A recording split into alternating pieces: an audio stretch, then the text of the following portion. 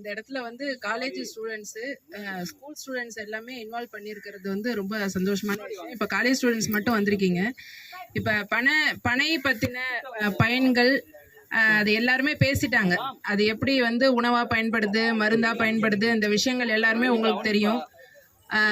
இந்த இடத்துல வந்து தமிழ்நாடு அரசு பல திட்டங்கள் மூலமா பனை விதை நடணும், பனை மரங்களை வந்து உற்பத்தி பண்ணணும் அப்படின்றத எதுக்காக இந்த விழிப்புணர்வை ஏற்படுத்துறாங்க அப்படின்னாக்கா, பனை மரங்கள் வந்து எந்த விதமான ஒரு வறண்ட நிலப்பகுதியிலையும் வளரக்கூடியது. அதுக்கு வந்து மெயின்டெனன்ஸ் வந்து ரொம்ப கம்மி. இப்போ நீங்கள் இந்த இடத்துல பனை விதை நட்டிங்க இல்லையா, இதுக்கு என்ன பண்ணீங்க? ரொம்ப பெருசாக ஒன்றும் இல்லை, சும்மா ஒரு கொட்டு வந்து மண்ணை எடுத்துட்டு ஒரு விதையை போட்டு மூடிட்டீங்க இல்லையா.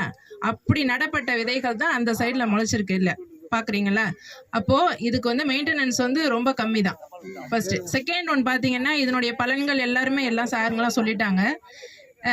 இதுல வந்து இன்னொன்று நம்ம ஒரு முற்போக்கான ஒரு விஷயம் இதுல என்ன பார்க்குறோம் அப்படின்னாக்கா, இனி வரும் காலங்கள்ல இப்போ வந்து எல்லாருக்குமே வேலை இல்லாத திண்டாட்டம் அப்படின்றது வரும் காலங்கள்லையும் இருக்க தான் போகுது.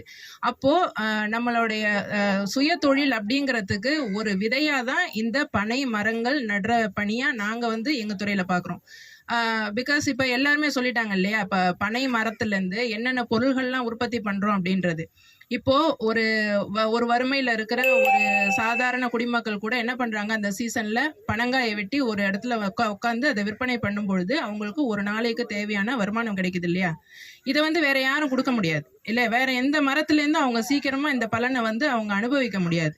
அப்போ பனை விதை, நீங்க நடுற ஒரு பனை விதை அப்படிங்கிறது ஒரு மனிதனுடைய வாழ்வாதாரத்துக்கு, அதாவது ஃபியூச்சர் இன்னும் 10 வருஷம் 20 வருஷம் கழிச்சு ஒரு குடும்பத்துக்கு ஒரு வாழ்வாதாரத்துக்கு நம்ம போடுற ஒரு விதையா இதை நீங்க நினைச்சுக்கணும். ஃபியூச்சர்ல நமக்கு ஒரு பெரிய ஒரு வரப்பிரசாதமா இருக்க போகுது அப்படிங்கிறத நீங்க நினைச்சுக்கணும். இப்போ வந்து இதை ஒரு ப்ரோக்ராமா நீங்க உங்களை அழைச்சிட்டு வந்து இதை பண்ணிட்டாங்க.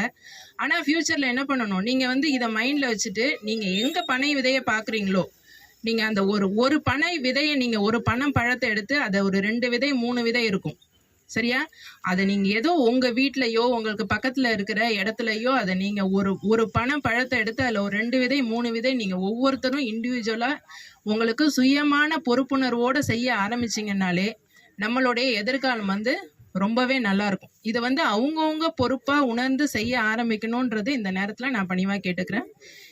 வனத்துறை சார்பாக தமிழக அரசின் மூலமாக பல திட்டங்கள் கொண்டு வந்திருக்காங்க. அதில் பனை விதை நடுற திட்டமும் எங்களுக்கு இருக்குது. இப்போ எப்படி ஸ்டூடெண்ட்ஸ்க்குலாம் ஒரு ஆளுக்கு வந்து 5 விதை நடணும்னு சொல்கிறாங்களோ, அதே மாதிரி ஸ்டாஃபுங்களுக்கு 20 விதை நடணும் அப்படின்ற டார்கெட்டு கவர்மெண்ட்டில் கொடுத்துருக்காங்க.